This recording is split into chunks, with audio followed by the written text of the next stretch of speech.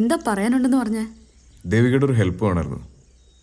ഇപ്പൊ ഫിക്സ് ചെയ്തിരിക്കുന്ന നിഷയുടെ മാരേജ് നടക്കാൻ പാടില്ല. വാട്ട്? അതിന് ഞാൻ എന്ത് ചെയ്യാനാ?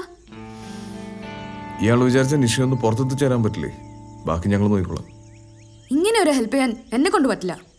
It's not going to happen and it's foolishness. അതെന്തെങ്കിലും ആയിക്കോട്ടെ, തനിക്ക് നിഷയൊന്ന് പുറത്തെത്തിച്ച് തരാൻ പറ്റൂ? അവക്കേ നല്ലൊരു ലൈഫ് വെയിറ്റിംഗിലാ.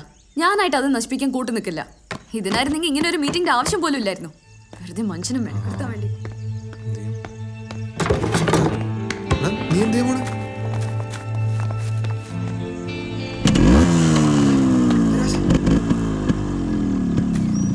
ഒരു മിനിറ്റ്. ഇയാള് പറഞ്ഞല്ലോ നിഷയ്ക്ക് നല്ലൊരു ലൈഫ് വെയിറ്റിംഗ് ആണെന്ന്. എന്താ അത്? അവൾക്ക് ആത്മാർത്ഥമായിട്ട് സ്നേഹിക്കാൻ കഴിയാത്ത ഒരാളുടെ കൂടെ ജീവിതകാലം മുഴുവൻ സ്നേഹം നടിച്ച് കഴിയുന്നു, അതോ ബാക്കിയുള്ളവരുടെ സന്തോഷത്തിന് വേണ്ടിയിട്ട് സ്വയം സങ്കടപ്പെട്ട് ഒരു ജീവിതം മുഴുവൻ തീർക്കുന്നു? അവളെ ഇത്ര ആത്മാർത്ഥമായിട്ട് സ്നേഹിക്കുന്ന ഒരാളെ വേണ്ടാന്ന് വെച്ച് ജീവിക്കാൻ അവൾക്ക് പറ്റൂ? പോയെന്ന് ചോദിച്ചു നോക്ക്, അവൾ ഹാപ്പിയാണോ? 10-25 വർഷം വളർത്തി വലുതാക്കി അച്ഛനും അമ്മയ്ക്കും കൊടുക്കാൻ പറ്റുന്നതിനേക്കാൾ സ്നേഹം മറ്റാർക്കും കൊടുക്കാൻ പറ്റുന്ന എനിക്ക് തോന്നുന്നില്ല. ഈ 4 ദിവസമൊക്കെ കാണാതിരുന്ന തീരാവുന്ന സ്നേഹമേ ഉള്ളൂ മറ്റുള്ളവർക്കൊക്കെ. അത് അവള് മനസ്സിലാക്കാൻ പോകുന്നേ ഉള്ളൂ.